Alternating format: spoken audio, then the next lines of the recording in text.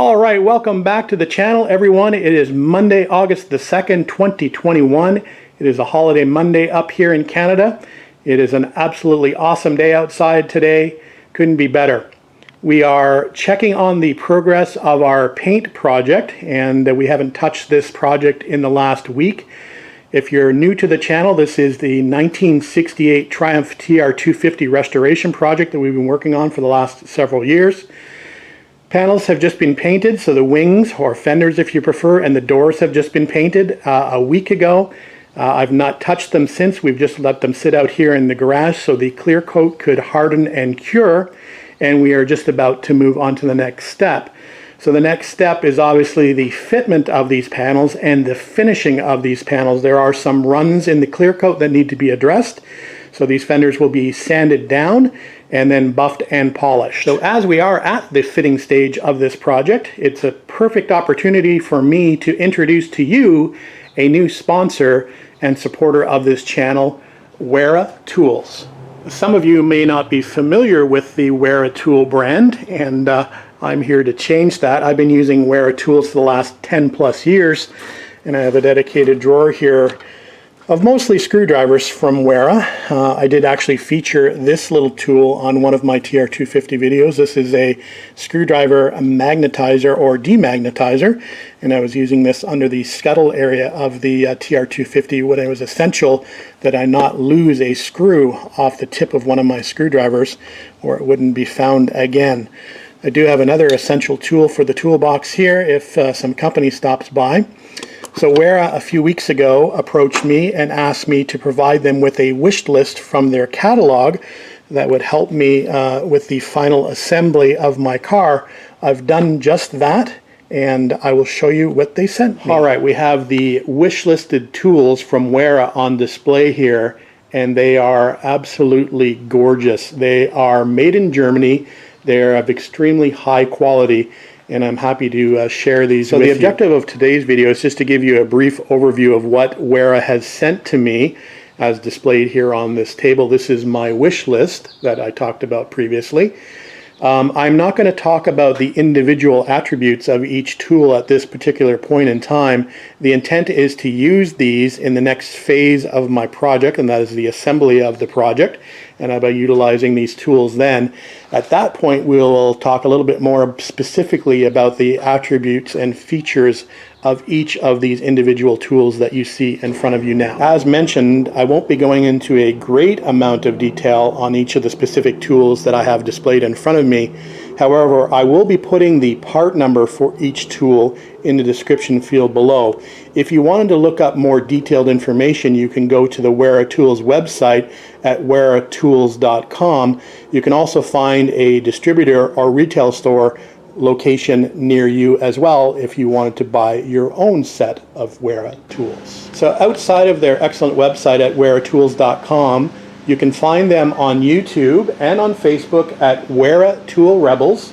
You can download an app from the App Store for your smartphone or tablet at Wera-Tools, and you can also find them on Instagram at Wera Tools NA. Okay, we're going to start our brief overview of the tools that we have on display on the table in front of us. Again, we're not going to get into the specifics until we actually start working with these tools. Then we'll talk specifically about the features and functions of each set of tools. All right, the first one we're starting with is the Craftform Plus Laser Tip and Rack. This is a 6-piece set of screwdrivers, and here you have the rack here that you can either mount on the wall or on your pegboard, for example, to display your screwdrivers.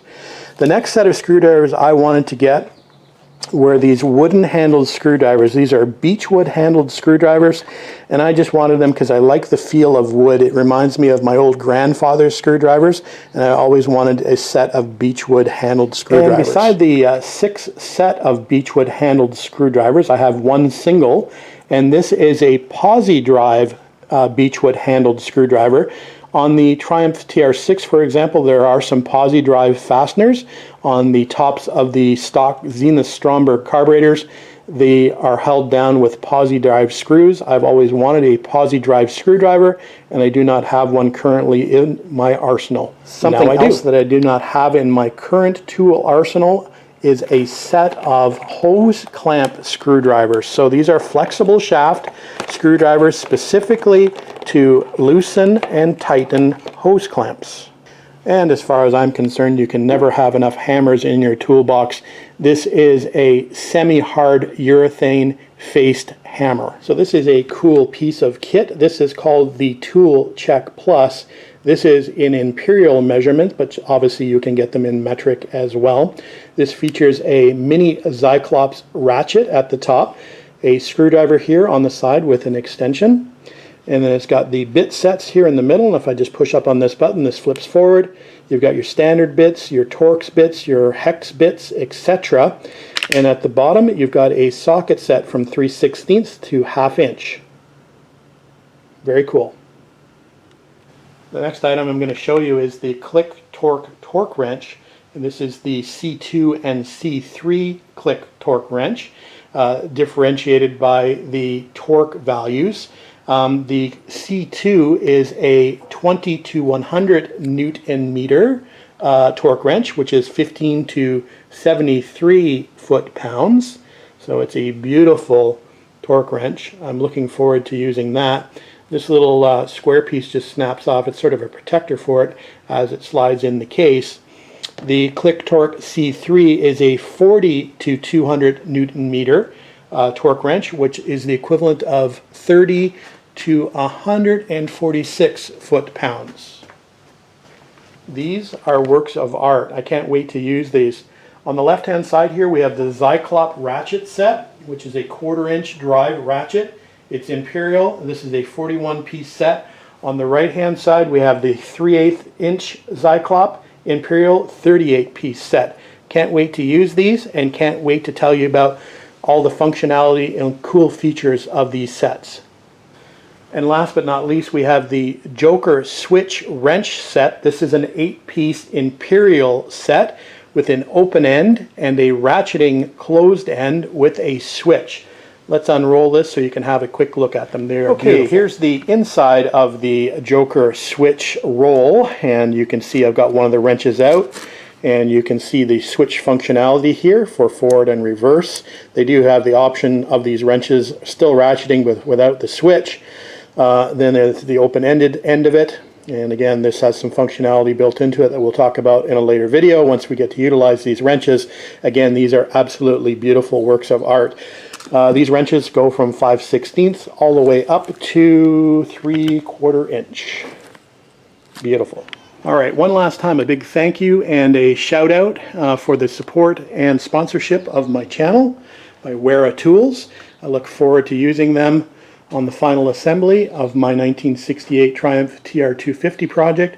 Be sure to visit their website at weratools.com and check out the information in the links below. So the first part of the video was to talk about the tools to help with the final fitting of these panels to the car. The second part of the video was to talk about the final finishing tools. And to that end, we've got a display of Griot's Garage products here on the work stands in front of us. Let's have a chat about them. Last week on my way home from work, I decided to stop at one of the Pro Detailing Supply stores. Actually, it was called Pro Detailing Supplies, and it's in Mississauga, Ontario, Canada. Great little store with lots of products on display and lots of help.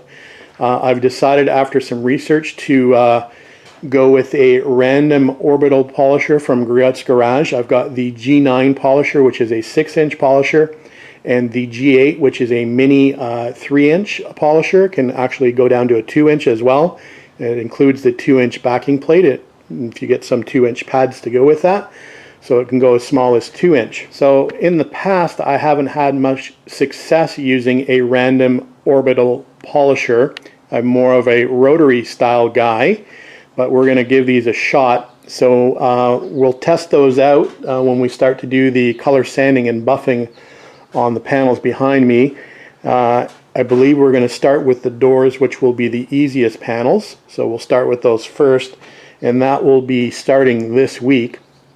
We'll start with the wet sanding first, and then follow it up with the cutting and polishing.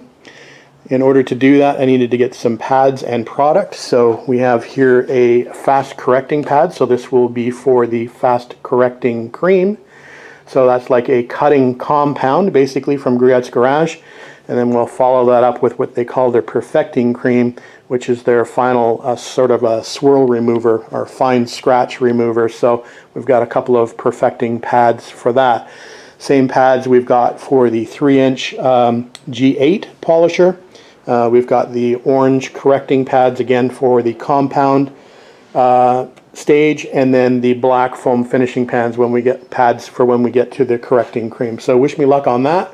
You'll see those in action in the coming weeks. It will be interesting to me to see how effective I can be with these new random orbital polishers versus the rotary polisher that I'm accustomed to. Like I said, I've had limited success in the past using the random orbit, but we shall see. We'll give it a shot over the next week or two, and we'll see what kind of results we can get. So much like the tools, I'm not going to go into the specifics or details of these products at the moment. I do hope to break into using these tomorrow at the earliest, so we'll unpackage them a little bit then and talk a bit more about the details of them. So you'll be able to see me using these live probably starting hopefully tomorrow. Obviously it's going to take a little bit of time for me to start wet sanding panels before we start bringing out the machines to do the final work. But we will see how the G9 and the G8 stack up. Like I said, they've received good reviews from what I've read and watched, along with the pads and compounds as well. So let's get to that hopefully tomorrow, and we'll see if we can accomplish some good results or some excellent results with the random orbital polishers. All right, guys, we're just in the process of shutting down the garage for the day, so hopefully you enjoyed the tool time with Tush discussion, and we hope to get back out here and start back on the project wholeheartedly tomorrow. So we will see you then. Thanks very much for watching and commenting and subscribing as always.